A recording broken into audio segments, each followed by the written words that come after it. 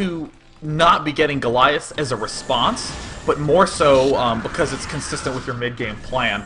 Because if you had a lot more Goliaths early, not only would this be incredibly easy to hold off with actually far less turrets. Let's see, he made 1, 2, 3, 4, 5, 6, 7 turrets, which is just so much money. Not only would you have saved more money by getting the Goliaths earlier, but you can also move out with your Medic Marine army earlier.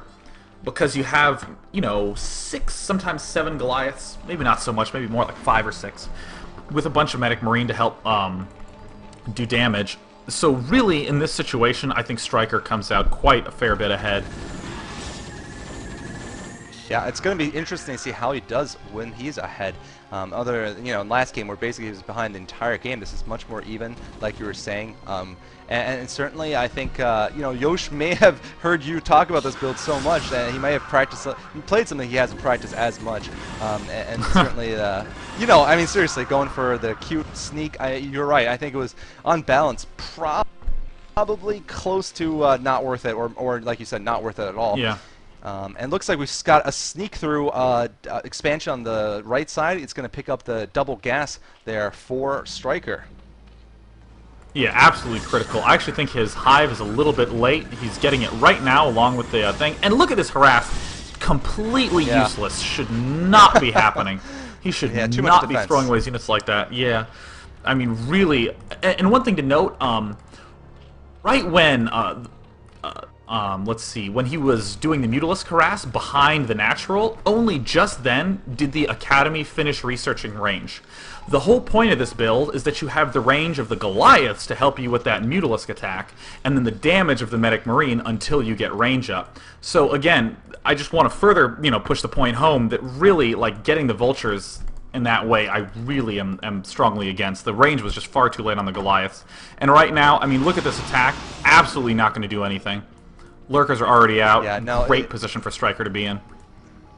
Assuming he makes his hive sometime soon, because his Queen's Nest has been done for quite a while. There it is. Alright, there's Stryker going right in for it. Let's see how good these I don't like that at all. Oh, man. God. Oh, man. Move, but looks a lot of expensive units got there. You just... Yeah. You just should not be doing that as Zerg. Just absolutely not. Not only...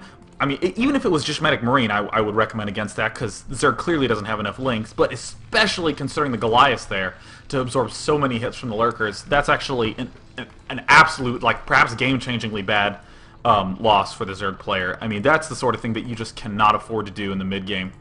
But again, allow me to, argue against myself and say that Outsider is a sort of map where even if you do make mistakes like that, because you have this outside ring of expansions, losses like those aren't nearly as bad on other maps, but still bad enough that you should never, do it ever again.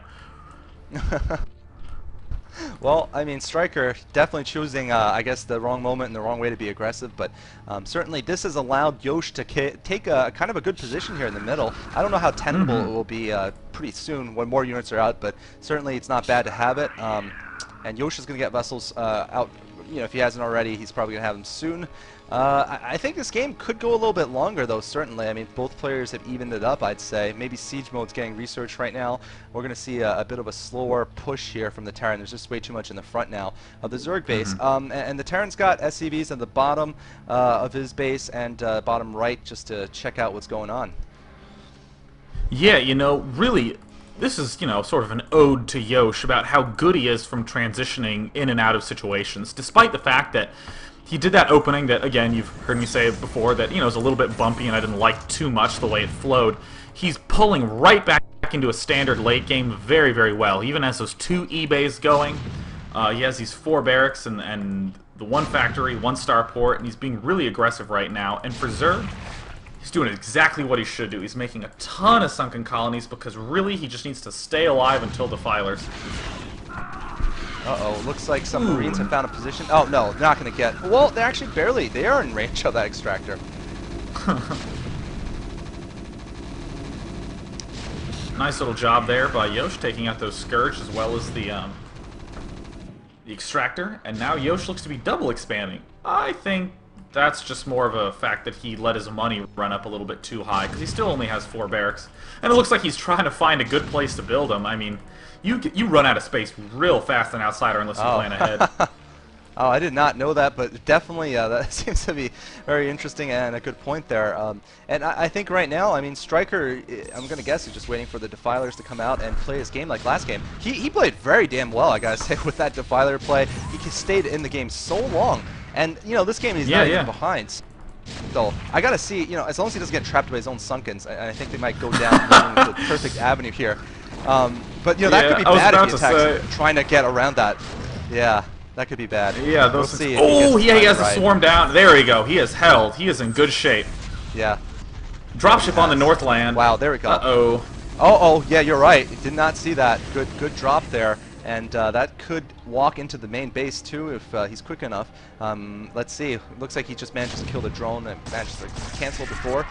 Pressure in the front. Finally, a good irradiate there. It looks like the clumped up group, sorry, the dropped group goes down, but it looks like the Lurkers are going to be able to push forward again, taking out one of the two tanks.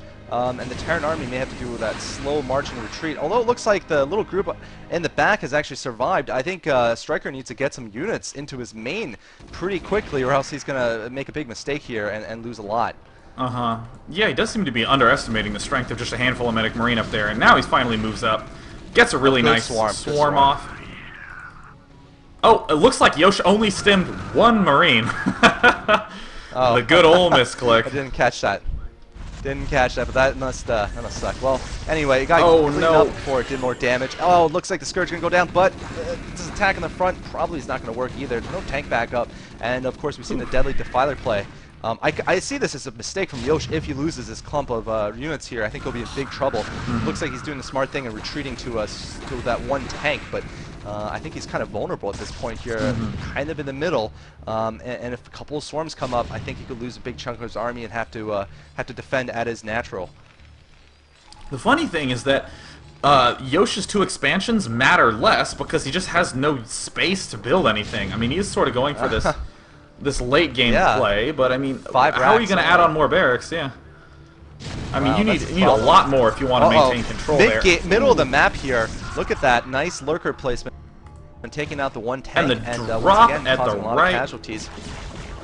Oh man, you're better at catching these. This is obviously important, but it's saved pretty easily. Well, no, Sunken's going to defend the main area, but it's going to take a while before they can get that extractor back up. Lots of action.